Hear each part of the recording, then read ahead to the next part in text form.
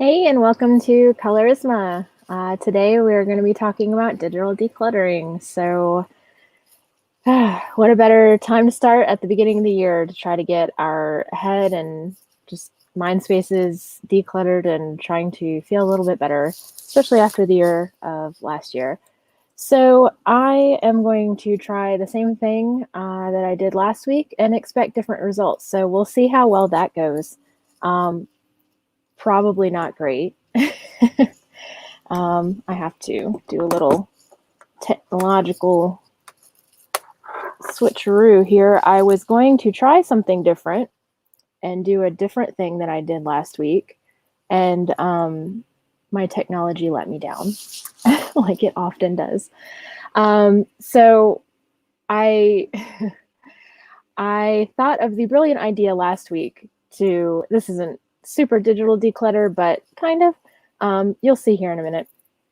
So I had the idea last week that what I would do is to go ahead and take an old phone of mine, there we go, and use that for the in-person chat, and then use my current phone right here for taking the iPad station. It's not really an iPad station anymore, but it used to be. And this phone, the home button is broken, so there's some kind of weird, it's so broken. Like, I forgot why I stopped using this phone, and then I quickly remembered, it's almost unusable. So I kind of got it in a usable state, and then for the whole entire week, I was like, oh, I solved that problem. I'm just going to use that phone, despite the fact that it barely works. And then I was like, well, I have another phone I guess I could use, because I tried to use it today, and of course it didn't do much of anything. And it's this little briquette here, this cute little SE, adorable. And I tried to plug it in and gave it 20 minutes to charge, and it still gave me absolutely nothing. So maybe next week we can try the little yellow briquette. And in the search for said SE, I was looking around, and I found all of my old phones. So this is where the declutter comes in. I kind of like having them, even though they're so useless. But here's no, this doesn't mean much if you're not an iPhone person. This was the one, I don't remember what gen it was, but it's the one with the glass on the back. And as you can see, I don't know if it shows up real good. Is it that one? Yeah. There's a piece of tape on the back because the glass shattered, and I just taped this on. It could have shattered this side. It didn't. I dropped it on concrete, and it shattered the back. They have since not done that design, thankfully. And then I found this little gem. I know this one is the first gen iPhone. Look at this bar at the top. It's this whole, the screen size is so big. And the even funnier part is when you look at all of the phones that I have a propensity for the little ones. I mean, this is all of them. I mean, I got my SE, my other SE here, but this is, I don't know how long ago 2007 was, but this is this many decades worth of phone. Well, and this one was given to me though. Well, two of them were given to me. So I really, it's not as bad as it looks. I'm just a little bit of a digital hoarder. But yeah, that kind of gets us into the talk today, and to talk about digital decluttering. And I don't know if that's a super common topic. I don't really hear people talk about it, especially not in the way I'm going to talk about it. But I have been doing it this week, and specifically a lot of time yesterday I spent, instead of working, I decided to digital declutter because I think my possibly ADHD mind decided that that would be a nice thing to have checked off the list, despite not being on the list at all. And then as soon as I started, I could not do anything else until I finished the task, of which I completely went through my phone history on my Google Voice number and archived all of the calls that were not my friends and family. It served really no purpose. Except now when I scroll down, it's just a bunch of friends and families, and I got rid of all the telemarketing numbers. But I felt really compelled to do that all the way back to 2012, apparently. It kind of sent me down memory lane a little bit as I was scrolling, because obviously I called certain people or certain numbers at certain times, and I was just like, oh, okay, yeah, that's when that happened. So I will warn you that if you do digital decluttering, be sure that you are in a state of mind where it's not going to seriously distress you. If you are feeling very fragile, if you're feeling like the past is just catching up with you and you're like haunted by it slightly, we all go through those periods where, you know, we're either super cringe from whatever we did in the past or whatever happened to us in the past, or just, you know, sensitive to people and events and things that happened in our past, and digging up digital dirt on yourself, on your own accounts, can be literally triggering for you. So just be sure that if you are going to partake in such a thing like this, that you are in a mental state where you can do it. And if it's possible for you, because it's not for me, be prepared to do it in segments. Prepare yourself to potentially work on, like, for instance, the Google Voice thing. I could have gone by year. I could have done all of 2020, and then I could have done all of 2019, and then so on and so forth for several years, and do 1 year per day. You know, that is a more reasonable way to do that. I found a goldfish cracker on my blanket. It's a more reasonable thing to do, and it would only take, you know, even as far back as 2012, it would take less than 2 weeks to do such a thing. It took me like 2 hours. But yeah, it's done now. And you know, it's just one of those things that you can do in chunks, and that also might be less distressing if you know you have a particular year that was very bad for you, or maybe you have a lot of digital clutter in that year. You could skip that year and do all the other years instead. Probably what'll happen is, as you're going through, you'll get like sucked into it, and then you'll just keep going. Yes, the feel minds. I was actually not doing text conversations because I always archive those. And this also helps you get better habits too, because once you do something like this and you spend this amount of time on something that's so trivial, you're like, oh, never again. So now if I ever get a number that isn't friends or family, I'm just archiving it. And I meant telephone number, like on the actual screen. It'll just show you the telephone numbers, and you can only do it on your phone. I tried to use the Google Voice PC layout, and it would not let me archive. At least I couldn't figure out how to archive the numbers on there. It's not great. It's Google Voice is just okay. But yeah, so it's not even, it wasn't, I didn't have to read old text, fortunately. That could be even more traumatizing, honestly. I did have a moment of feels, because I noticed that like all of these old situations and friendships and all these old things that I had were just like so toxic for me, and just like it was kind of a lot. I was like, oh yeah, that was a bad relationship. Oh yeah, that one too. Oh, that didn't end well. Yeah. So it was a lot of that, unfortunately. And just like kind of year after year of this happening since 2012, it was kind of a lot, even in the good mind space I was in yesterday. So, and I was just looking at phone numbers. I wasn't even looking at, you know, actual individual conversations. I was just remembering what I could, which was enough. So that's kind of another tip, is, again, this will teach you, or hopefully want to have you change your current habits so you don't have to do all this decluttering. In fact, that's actually the main takeaway I want to discuss at the end of this, is to be very mindful about your digital I was going to say consummation. It's not a word. Your digital consuming habits. Like, I know it's very popular to constantly do like, follow and share and like and I'll click all the buttons and do all the things so I can get more engagement and money and all this.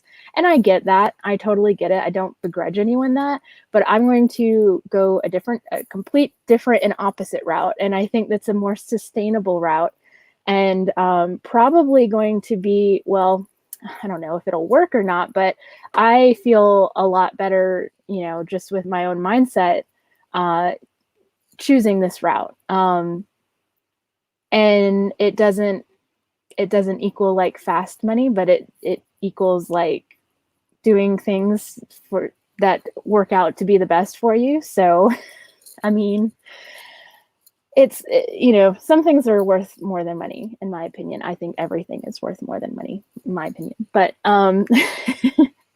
I just feel like taking control over what you consume on a daily basis. We all go through cycles of consuming entertainment and then also wanting to create and produce entertainment, even if that's just a conversation with a friend, if that is a work of art, if it's music, if it's a TikTok video that's meant to be funny, like whatever it is for you, however you need to be able, I mean, artists are watching this probably, so you can relate.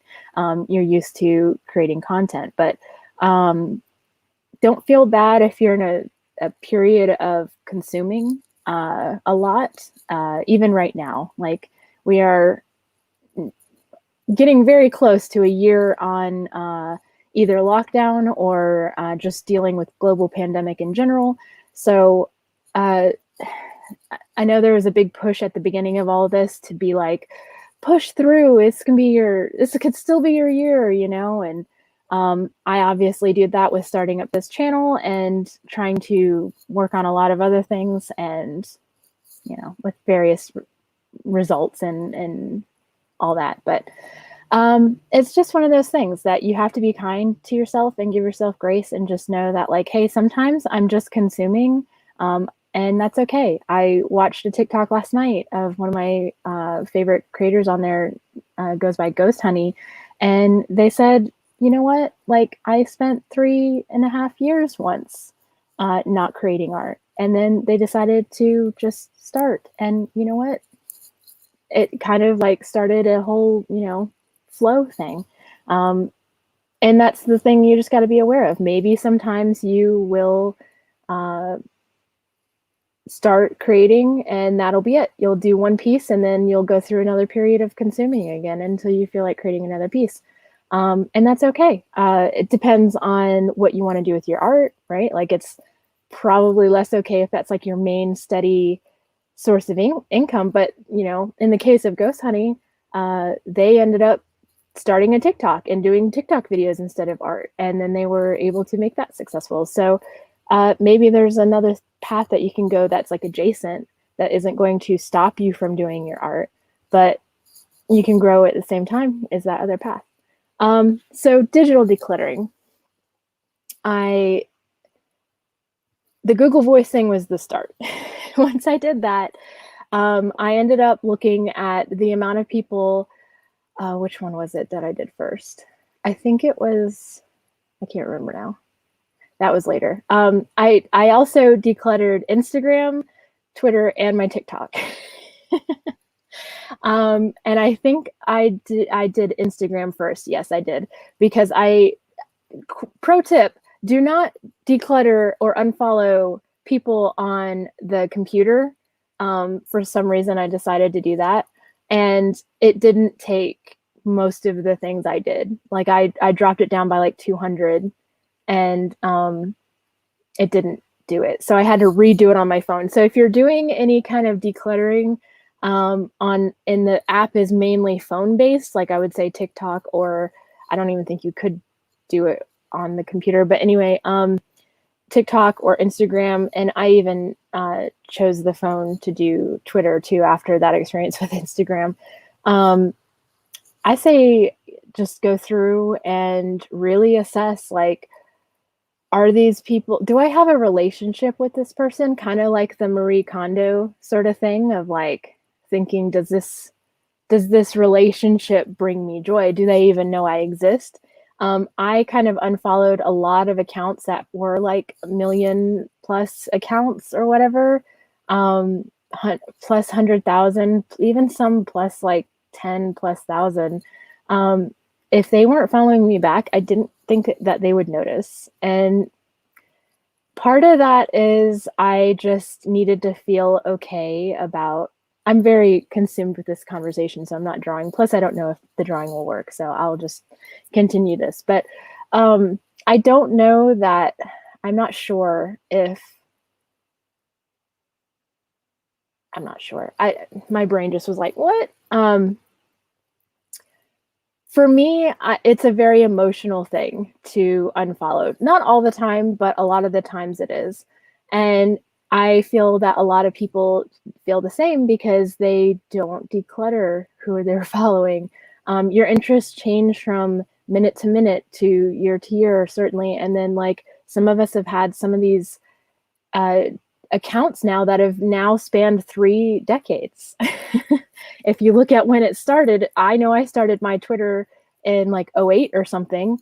That was a decade, and then 2010s was a decade. So we're at 2 now, 2 decades, and then now we're in, oh she's, that can't be right. 2010s, and then now we're in 20s. Okay, so yeah, 3. I'm good at math. Anyway, point being, I've had these accounts for a long time, and there is some like emotional hangups over being like, I followed this account for so long. You just gotta like let that go. A lot of it, you know, you're holding on to a relationship that's not actually existed in years, sometimes even longer, like decades.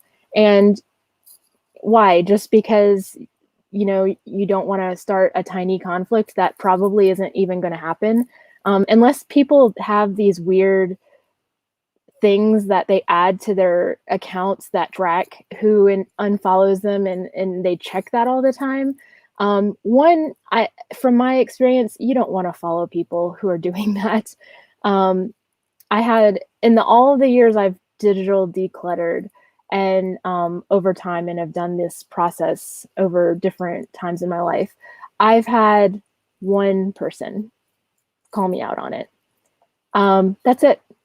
And I was like, I don't even know why you're mad, because we haven't, I checked the chat record the last time we spoke, and it was well over like 6, 7, 8 years at that point. And I was like, why are you mad? And the second I unfollowed that person, they messaged me, and I was like, that's weird. Okay, I feel better about my decision now. So yeah, typically people aren't notified on these accounts by default, so they're not going to know. The other thing is, for people who do have like less than, I think it's either 1,000 or 10,000, depending on the platform. Moving forward, I tried to be before, but I got away from it. I want to be very, very intentional about who I follow now, because I was doing that on one platform, and then I got away from that platform entirely because I wasn't using that one anymore. I got away from this mindset of, whoops, just smashed my whole desk. But I got away from this mindset of being very intentional about who I'm following. And I need to get back into that, because it does make me feel bad when I can actually see the number go from, 2 to a 1, or, the last number in that series.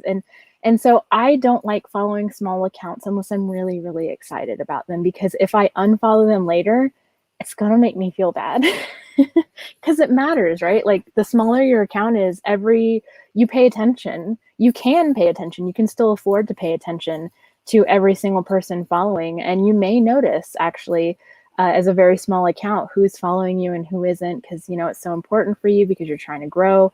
Can relate, 100% can relate. And I don't like the feeling of doing that to other people. So I am going to be even more intentional, and I find another thing is, if you go to your profile on most of these and accounts, and you go to your profile, and then you type and you click your followers, a list will pop up and it'll say follow, unfollow, and sometimes it'll let you know if you're a mutual friend with that person. And I would say stay on that. Don't try to go to their, unless you're trying to figure out who it is, like if you can't remember who this account belonged to or whatever. I would say stay on that as long as you can. Because the other trap I was falling into a lot yesterday was like, oh, we're mutuals, like, you know, like sad, like I don't want to damage our friendship. And then I'm like, sometimes with some of these accounts, I was like, friendship. I haven't spoken or interacted with this person, and they certainly haven't interacted with me in years. Why am I feeling this guilt over this? It's silly. It's feeling bad for literally no reason. And like, because they're not going to be you know, unless they have some weird tracking software going on, which I don't recommend, by the way. I did that for a tiny bit of time, and I was just like, this is stressful, and I don't like it. So I just stopped. If people want to unfollow you, let them. Like, you should only want people who want to be around you. Like, you should only want people following you who want to follow you. If you want bots or something to follow you, then you can pay for that. I mean, you probably might get suspended or banned, but you can do that. I want people to follow me because they actually want to follow me. And they want to see what I'm producing and creating. Otherwise, don't. Please don't. Like, I'd rather you not have, I just wouldn't want people who don't like my content, don't interact with it, and don't want anything to do with it to just be a number sitting there, because it doesn't make me feel great. It doesn't do anything. It doesn't help the algorithm, and it certainly doesn't help me and my content. So I'm all for, like, my nose today. I'm all for staying with the accounts that you actually have a following, and like you actually look forward to seeing their content. And it took a long time. I didn't spend like minute after minute doing it on each platform. I like did a little bit, and then I did some artwork, and then I did a little bit again until like 4 a.m. because that's what I do. But once I did, and then I scrolled through, like I got rid of, like, I don't remember what the exact numbers were for all, but I tried to get under definitely like as low as I could. I got down to all the people that I could like recognize by sight. I could recognize their name and their content by just or I could remember what their content was just by their name. It's just, we only have a certain capacity in our brains, in our limited human brains. We only have a certain capacity to be able to have only so many relationships packed away in here. It's just evolutionarily speaking, we only have a certain amount of contacts we can really maintain. And that's it. And then beyond that, we really struggle. And especially some platforms are better than others.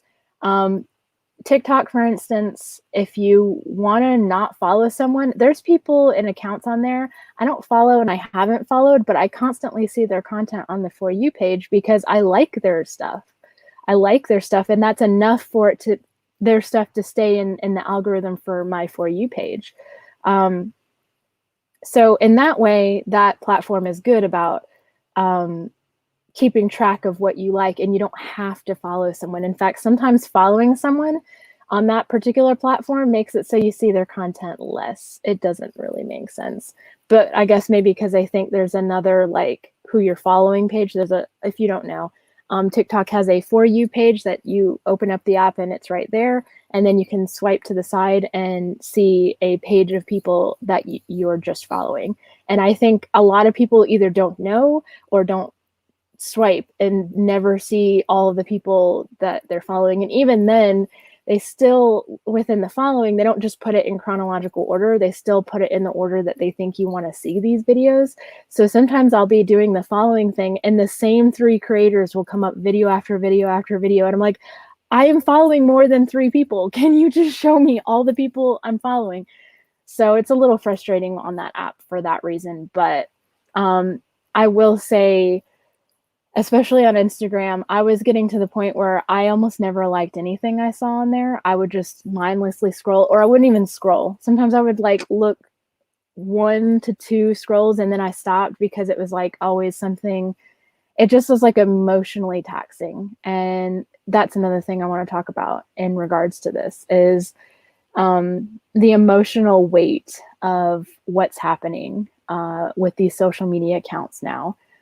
By now, we all are probably aware that they are selling our attention behind the scenes on all of these apps, so none of them are safe.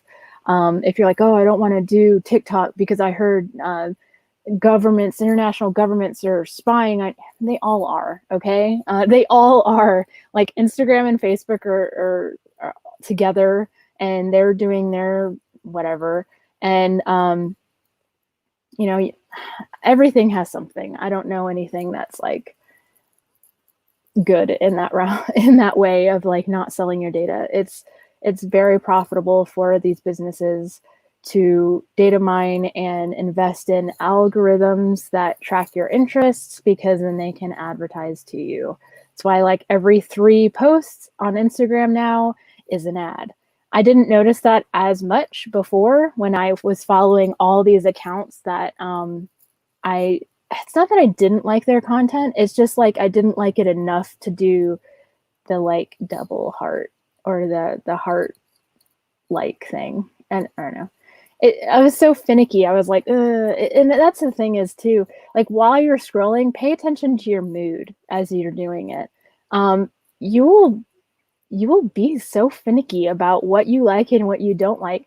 And it makes it even more special when you think that, oh, actually people are liking my stuff on this account or whatever. Like when you put content out there and you do get likes, it makes you appreciate each one even more when you realize, when you really analyze your own behavior and you think about how finicky you are and how stingy you can be with giving out likes. Because I know when I'm typically scrolling, I'm not sitting there liking every single post I scroll past. And I don't think that's the expected behavior. In fact, in the short amount of time I was doing that on TikTok, because I just found out about a super heart feature, which I didn't know about, which somehow, like if you multi-tap on a TikTok video, sometimes it'll give like not just 1 like, but 2. So I thought that was interesting. But I was doing that a lot because I was like, oh, I'm just gonna, now that I'm down to all the creators I really, really like, I'm just gonna super like all their things. And it seemed like it would only work on certain accounts, like if it had under a certain amount of likes, if it had under a certain amount of followers. I just found over time it was letting me do it, and then as I continued scrolling, it would stop. So I don't know. Algorithms and the way these apps work is very mysterious. But yeah, overall, I felt a lot happier when I was looking at these updated, decluttered accounts once I actually went through and did it. And it doesn't mean I took away all of the things that could potentially make me sad. That wasn't it. I still want to stay informed. I still follow a lot of accounts about serious or important things. But I follow only the accounts that I'm the most like emotionally invested in, right? And in that way, it can be a serious topic, but it's a topic that I'm more emotionally invested in. So it does both affect me more, and also it doesn't pop up as much because I was just following all of these accounts for all these different kinds of events and social media things, and not social media, social justice type of things. And it's not that I don't care about all of them, because I do, but when all of them are bombarding you and you can only have so much like emotional real estate in a day or at a time, then you really just have to stop and think, what do I want to use this account for? And you really just have to stop and consider what that is. If it's purely entertainment, then maybe you want to set up another account entirely for all the serious stuff. And then you can go on that account and follow all of the, the serious kind of things. And then it's like different, like for the different emotional needs you might want for that account, then you can go to those different things. Twitter lets you like make lists, which is nice because I have like an artist list on there. And so then I can, if I don't want to deal with any of like the Twitter stuff, which artists and like social justice issues kind of go in hand. So it's not really like a perfect split, but by and large, if I just want to see nice pictures of art, I'm also not typically going to Twitter. But, and that's the other thing too, like know your platform. Why are you on this platform? If you're on Twitter, you're generally wanting to read because it's text-based. If you're on Instagram, you're wanting to look at pictures or potentially videos, but probably more like still pictures. And then TikTok is for videos. So just know what you expect out of each platform. And as a creator, don't try to like force a platform to be something it's not. Instagram is trying to do all of the things, and I think it's going to find that it's going to be unsuccessful at trying to do all the things. So it may or may not succeed in all these reels and stories and instant TV and all this stuff that it's trying to do. But that's kind of besides the point.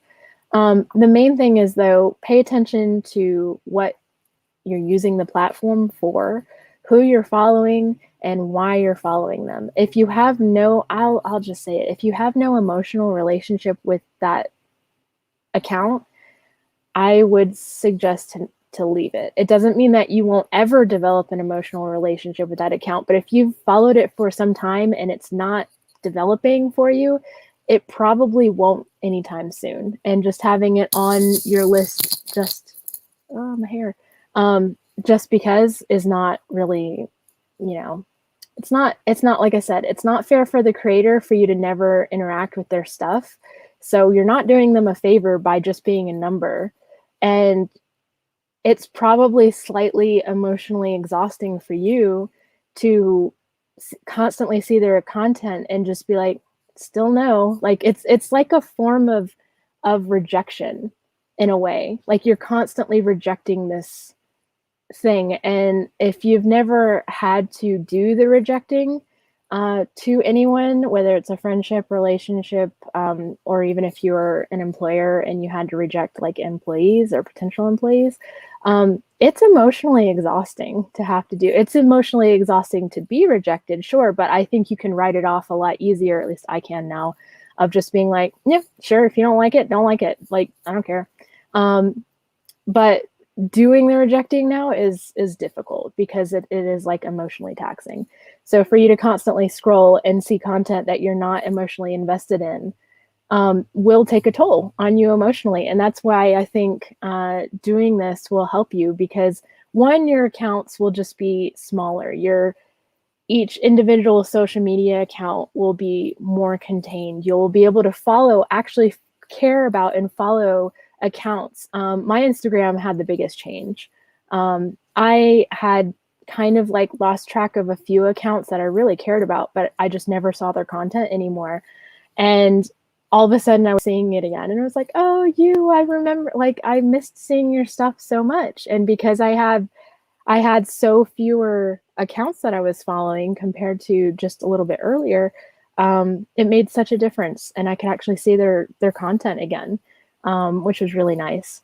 And you also notice, again, when you go through these accounts and you're very, specific about who you're following, and then you don't see their work for a while, you're like, you actually do notice, in a way that's probably like a lot of a creator's worst fear is like, oh no, if I don't post on time, if I don't do this, if I don't do that, then people will notice. And right now in the current climate, no, they won't. They're following 1,000 to 2,000 accounts, and every single, like, there's something distracting them at every second of the day. And if you do this, you probably will notice. That said, if they are following you because they actually genuinely care about you and your content, I would hope that they would be understanding about whatever reason. even if you didn't feel like it, if that was the reason, for you not posting, you know, like, I still have a plethora of things I think you would have to get down into the tens of followers or following, before you would actually run out of things to look at.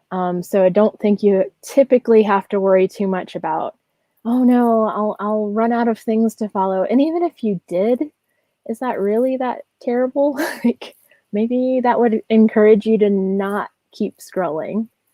I'm playing around with that idea myself. Like, maybe if I got down to so few people, I don't know if that's possible because I still just like so many different things, and I do have a capacity of, depending on the platform, of following a kind of still a high circle, like a high volume of people, and still remember and appreciate each one. And that's different for everybody. That circle might be a lot bigger or a lot smaller, but probably not too much bigger. I think my biggest account right now, I'm now following like 500 accounts, which is still quite a lot. And I might parse that down again. And here's another thing, kind of along with the guilt that I was mentioning earlier. I talked about, like, if you were mutuals with someone and if they had a small account and if they had a big account, maybe I didn't have much more to add on that, but I will say, like, this process of doing this is kind of emotionally taxing as well. You will kind of get tired. Sometimes it might be easy. It's kind of like, if you are feeling very nostalgic and you know, like, you really want to hold on to everything, then maybe it's not a good time to do this kind of thing. But there are other times when you're like, I don't care, throw it all away. That might be a good time to actually do this. And here's the thing too. There's, I think in all of the accounts I did yesterday, which either halved the amount of people I was following or even brought it down to, like, I'm now only following like a quarter of what I was. Maybe out of all three of those different social media platforms, I think there was like only 5 accounts that I took back, like I unfollowed, and then I was like, no, actually I really like their stuff. And you'll know, like, as soon as you click it and you feel like, no, actually I don't want to lose that one, then just follow it back. Like, again, if they're probably, unless they're mutual, like, unless you know them personally, they probably won't notice. So I know a lot of this feels like really personal, and you don't want to, like, well, hopefully you don't want to like hurt feelings and stuff. If you're really callous and you don't care, I mean, then why are you even watching this? But yeah, if you are tend to be somebody who really cares about other people's feelings and you don't want to hurt their feelings, then yeah, maybe potentially doing this process can feel really draining because you think that you're hurting people's feelings. But I guarantee you, I can't imagine if somebody isn't mutuals with someone and they have over 10K followers, I can't imagine them noticing if they lost a follower and then gained a follower. They probably wouldn't even realize it was the same person.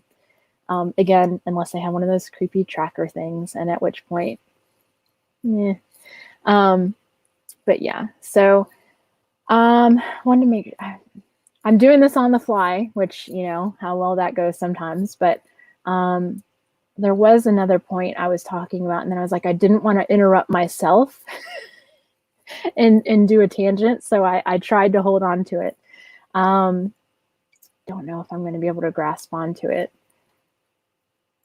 So I'll just kind of recap what I've said. We got still a little bit of time. If anybody has any questions or any thoughts or feelings, either let me know in the chat if you're around, or if later on you can ask in the comments, and I can either give you a tip on how to do this, or walk you through any particular social media, as long as I know about it.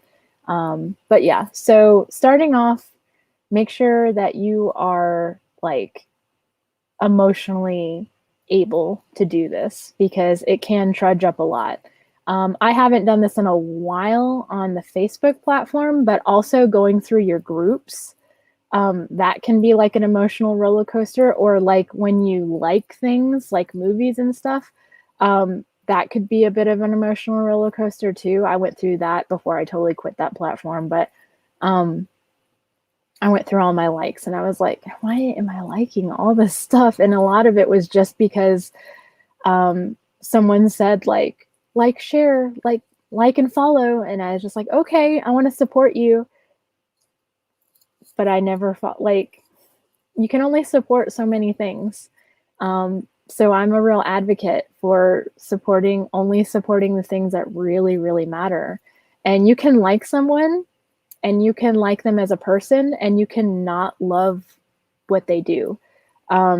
Like people who I like as people, but they do like a lot of spooky and super scary stuff. It's not my thing. Like, I mean, despite being born on Halloween, I don't like scary, spooky things very much.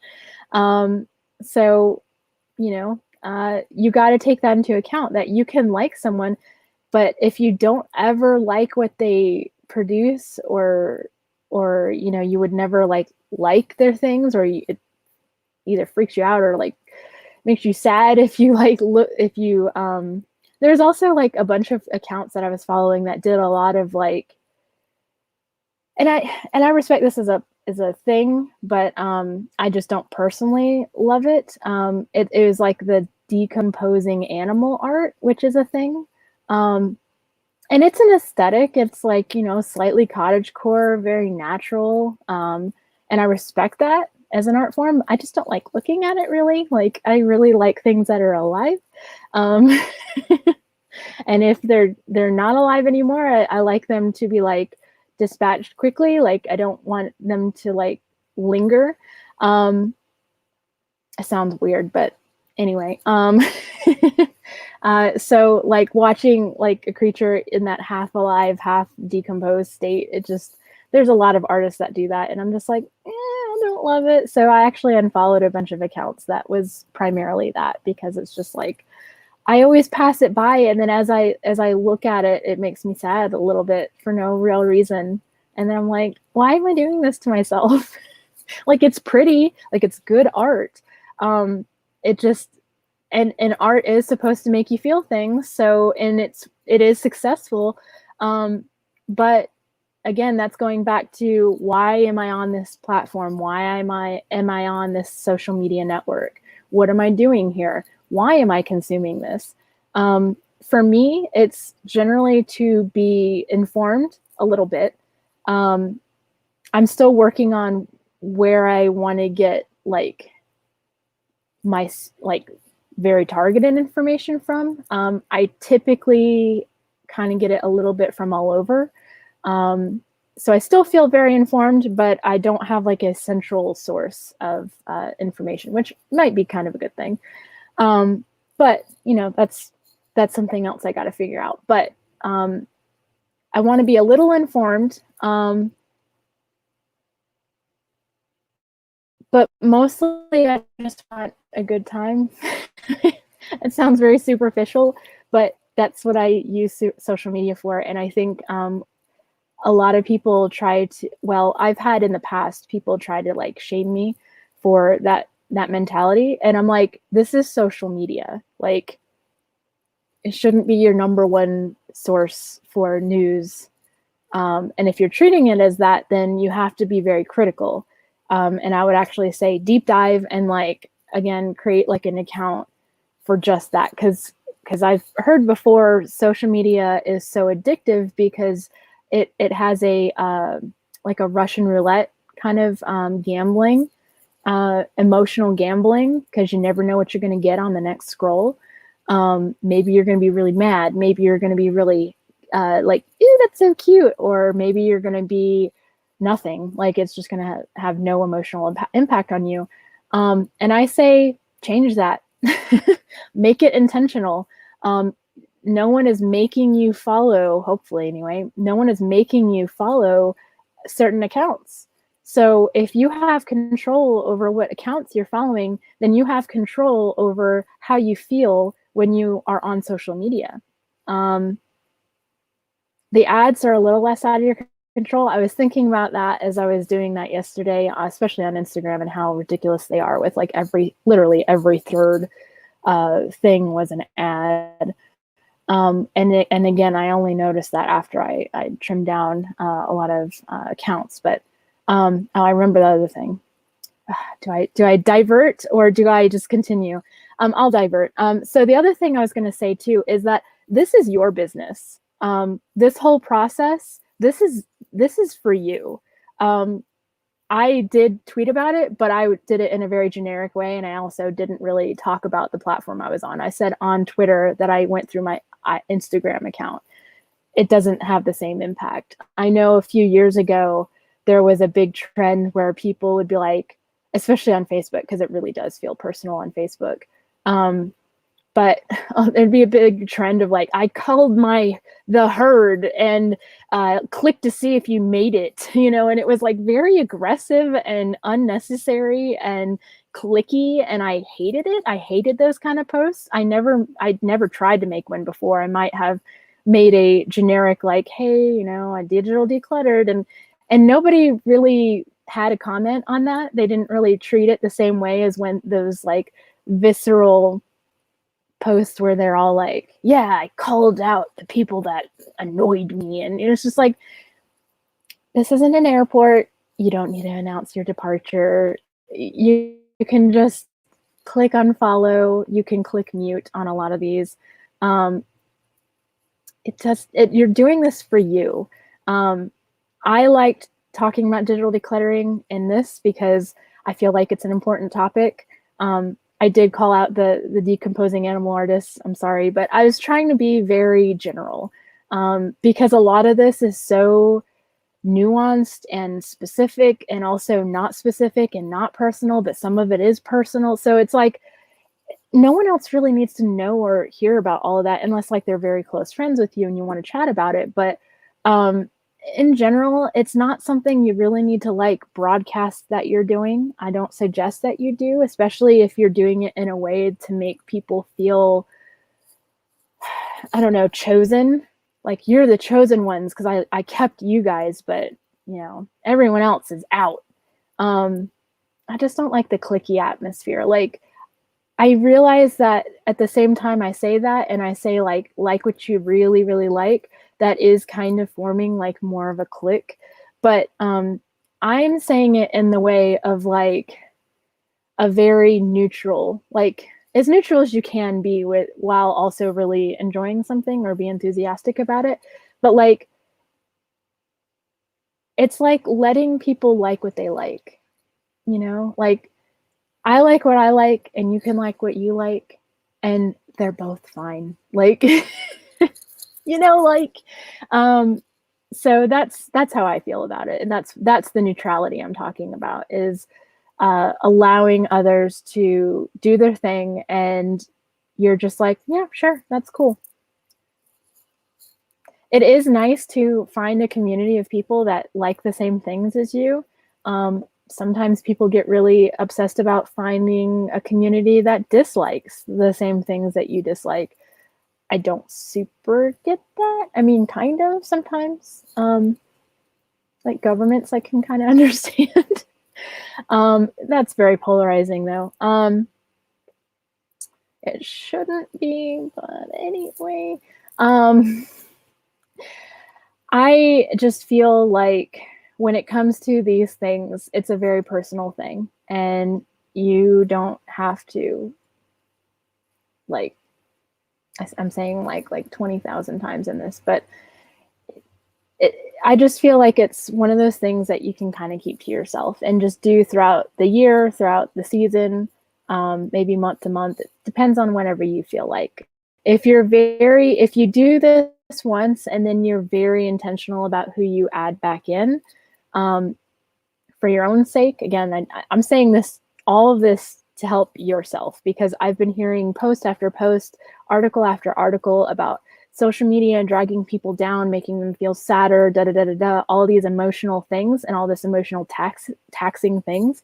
And I feel because of this, because we're allowing ourselves to get sucked down these like rabbit holes of different interests, and then all of this culture of like share follow, without actually feeling an emotional connection with this, really creates this stress of ending up with all these accounts, which again, I feel like you have to kind of reject them almost actively by scrolling past and not liking it enough to be able to do that little heart. That's a rejection, and that kind of weighs on you. If you never like anything and you scrolled, like, I don't know, someone else's timeline, that you didn't have control over, and you didn't like any of it, and that would be emotionally like exhausting after a while. You certainly wouldn't do it as long as you would if you liked every single thing on there. And that's why also I'm saying reduce it, because if you do really like each thing you see, you can probably get sucked into the scroll a little bit more, but you'll have fewer accounts to follow. So it can only scroll so much. And then once you're caught up, then it's a maintaining thing. Like, oh, I'll check it. And then I see more healthy habits developing from that, because you're like, oh, I can catch up on everything that's happened in the past couple of days in a few minutes, right? Like, it's more that mentality of like, oh, what did I miss? And you just kind of like go into frenzy mode. So yeah, I'm just kind of the mentality of like, keep it to yourself. Make sure you're in the mood to do it, and be very mindful and intentional about who you follow and who you keep following, because it will mean more to the creator if you are really a huge fan of what they're doing and what they're producing, and it will mean more to you as the user in this experience, and you'll feel less like an experiment, I think, as well. I think a lot of people are getting jaded by social media because we know more and more as we're going through, and hearing more stories and stuff is coming out, and in light of all this, consumerism and selling our data and all this, we can subvert that to a degree. And I do think that the path forward will be 1,000 true fans. I've spoken about that before, and it's just something I'm very committed to. I've said it before, I would rather have 1,000 true fans than 10,000 or 1 million fans who didn't care, who didn't really. I would rather have like 100% ratio of like followers to supporters than like a 0.01, follower to supporter ratio. It feels better to have a bigger like supporter to follower ratio.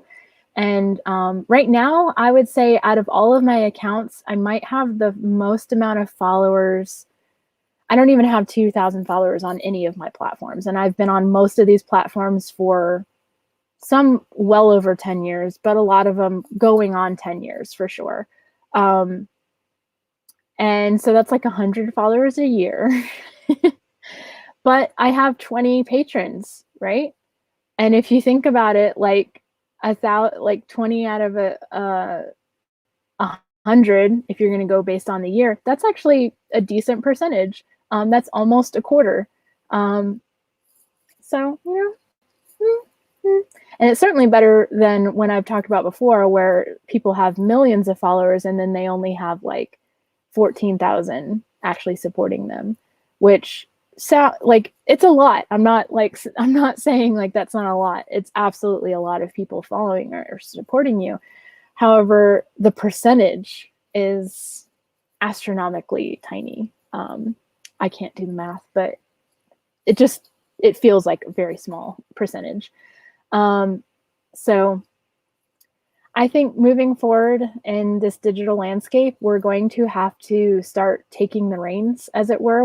We've been in the Wild West of, to use a corny metaphor, we've been in, the Wild West of the digital landscape for like 20 years now, and nothing has really changed except for the companies have been using our data more intelligently than we have been giving it to them.